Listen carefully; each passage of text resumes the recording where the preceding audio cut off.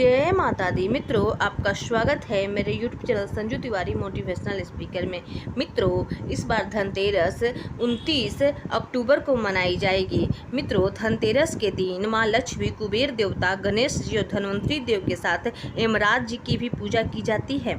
धार्मिक मान्यताओं के अनुसार मित्रों, इस दिन यम देवता की पूजा करने और उनके लिए दीपदान करने से अकाल मृत्यु का जो भय है वो समाप्त हो जाता है। हमें अपने पूरे परिवार के सुरक्षा के लिए यह दीपक जरूर जलाना चाहिए। यह दीपक हमें किस दिशा में जलानी चाहिए, इस दीपक को जलाने का सही नियम क्या है, इस दीपक को जलाने के बाद कौन सी ऐसी भूल है जो कभी नहीं करनी चाहिए, इसकी पूरी जानकारी आपको इस वीडियो में मिलेगी। इसलिए वीडियो पूरा जरूर देखिएगा। इसके पीछे एक पौराणिक कथा भी है जिसे भी आप जरूर सुनिएगा। हमारे पितरों को इससे क्या लाभ प्राप्त होता है यह भी आपको जरूर जानना चाहिए। तो मित्रों, ये वीडियो पूरा देखिएगा। वीडियो अच्छी लगे तो लाइक और सब्सक्राइब भी जरूर कीजिएगा। एक प्यारा सा कमेंट भी कर दीजिएगा। तो मित्रों, हम क्यों प्रकाशित करते हैं यम दीपक, तो इसका रहस्य क्या है, इसके संबंध में एक रोचक और सुंदर पुरानी कथा है जो हमें पुराणों में मिलती है। कहते हैं बहुत पहले हंसराज नामक एक प्रतापी राजा थे। एक बार वो अपने मित्रों, सैनिकों और अंगरक्षकों के साथ जंगल में शिकार खेलने गए। संयोग से राजा सबसे बिछुड़कर अकेला रह गए और भटकते हुए एक अन्य राज्य हेमराज के राज्य में पहुंच गए। हेमराज के थके हारे हंसराज का भव्य स्वागत किया। उसी रात हेमराज के यहाँ पुत्र का जन्म हुआ। इस खुशी के अवसर पर हेमराज ने राजकीय उत्सव में सम्मिलित होने के लिए आग्रह के साथ हंसराज को कुछ दिनों के लिए अपने यहाँ रोक लिया।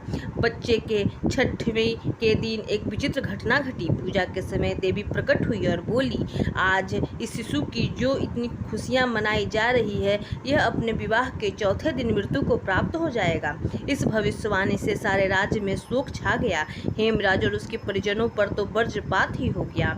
सबके सब स्तब्ध रह गए। इस शोक के समय हंसराज ने राजा हेमराज और उसके परिवार को ढाढ़स दिया, मित्र, आप तनिक भी विचलित न हो। इस बालक की मैं रक्षा करूंगा। संसार की कोई भी शक्ति इसका बाल बाका भी नहीं कर सकेगी।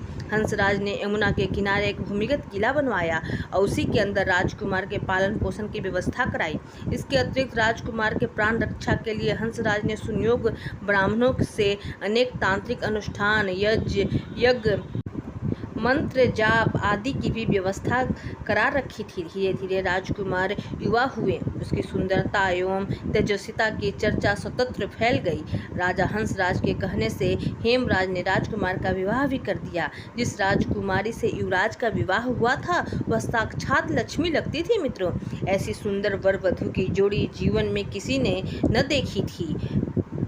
विधि का विधान, विवाह के ठीक चौथे दिन यम के दूत राजकुमार के प्राण हरण करने आ पहुँचे। अभी राज में मांगलिक समारोह ही चल रहा था। राज परिवार और प्रजाजन खुशियां मनाने में मग्न थे। राजकुमार और राजकुमारी की छवि देखकर यमदूत भी विचलित हो उठे, किंतु राजकुमार के प्राण हरने का अप्रिय कार्य उन्हें करना ही पड़ा।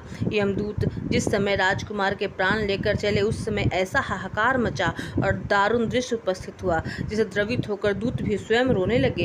इस घटना के कुछ समय पश्चात एक दिन यमराज ने प्रश्न मुद्रा में अपने दूतों से पूछा, दूतों, तुम सब अनंत काल से पृथ्वी के जीवों का प्राण हरण करते आ रहे हो, क्या तुम्हें कभी किसी जीव पर दया आई है और मन में यह विचार उठा कि इसे छोड़ देना चाहिए? यम के दूत एक दूसरे का मुंह देखने लगे। यमराज ने उनके संकोच को भांप कर उन्हें उत्साहित किया, झिझको मत, अगर ऐसा प्रसंग आया है तो निर्भय होकर बताओ। इस पर एक दूत ने सिर झुकाकर निवेदन किया, मृत्युदेव, ऐसे प्रसंग तो कम ही आए हैं, किंतु एक घटना अवश्य हुई है जिसकी स्मृति मुझे आज भी विह्वल कर देती है। यह कहते हुए दूत ने हेमराज के पुत्र के प्राण हरण की घटना सुना दी। इस दुखद प्रसंग से यमराज भी विचलित हो उठे। इस ऐसे लक्ष्य करते दूत बोले, नाथ, क्या ऐसा उपाय नहीं है जिससे इस प्रकार की अकाल मृत्यु से प्राणियों को छुटकारा मिल जाए? इस प्रकार यमराज ने कहा, जीवन और मृत्यु सृष्टि का अटल नियम है तथा इसे बदला नहीं जा सकता, किंतु धनतेरस के पूरे दिन का व्रत और यमुना में स्नान कर धन्वंतरी और यम का पूजन दर्शन अकाल मृत्यु से बचाव कर सकता है। यदि यह संभव न हो तो संध्या के समय घर के प्रवेश द्वार पर यम के नाम का एक दीपक प्रज्वलित प्रज्वलित करना चाहिए। इससे असामयिक मृत्यु और रोग से मुक्त जीवन प्राप्त किया जा सकता है। इसके पश्चात ही धनतेरस के दिन धन्वंतरि के पूजन और प्रवेश द्वार पर यम दीपक प्रज्वलित करने की परंपरा शुरू हुई है। तो मित्रों, यम का दीपक हमें कैसे जलाना चाहिए और हमें किस दिशा में जलाना चाहिए? यम दीपक जलाने के नियम शास्त्रों के अनुसार यम दीपक को धनतेरस के दिन जलाना चाहिए। कुछ लोग धनतेरस के दिन की जगह छोटी दीपावली को भी यम दीपक जलाते हैं, जिसे नरक चतुर्दशी भी कहते हैं, क्योंकि ये दीपक यमदेव को समर्पित होता है और उसकी दिशा शास्त्रों में दक्षिण मानी गई है। तो इसे सिर्फ दक्षिण दिशा में ही यम दीपक को कभी भी घर के अंदर नहीं जलाना चाहिए। यदि आप यम दीपक को जलाते हैं तो घर के बाहर ही जलाएं और इसे दक्षिण दिशा में रखना न भूलें। यम दीपक को जलाने के बाद परिवार के किसी भी सदस्य को उसके बाद घर से बाहर नहीं निकलना चाहिए। अब घर के सभी सदस्य जब घर में आ जाएं तभी आप यम के दीपक को जलाएं और इसे सब ज़्यादातर घर की जो सबसे बड़ी स्त्री होती है वही जलाती है।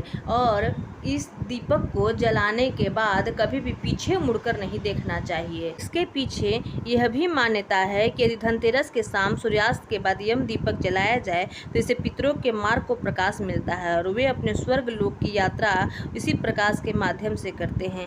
ऐसा भी माना जाता है कि यम के दीपक दक्षिण दिशा की ओर जलाना चाहिए। शास्त्रों में वर्णित है कि दक्षिण दिशा में पितरों का निवास होता है। तो मित्रों, यम का दीपक जरूर जलाएं, उसे पीछे मुड़कर कभी नहीं देखें। और आपको वीडियो कैसी लगी, अच्छी लगी हो तो लाइक और सब्सक्राइब कीजिएगा।